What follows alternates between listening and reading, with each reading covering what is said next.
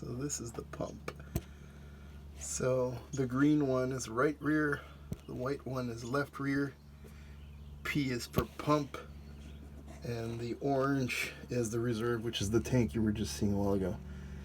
So if you want to tap into that, my guess would be the easiest way would be to tap into this line here, which would give you tank pressure.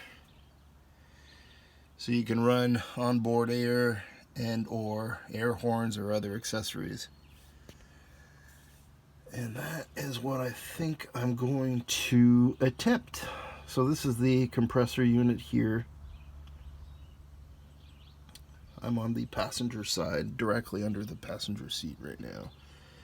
And there's your air tank. Looks like a fairly decent size air tank. So, yeah.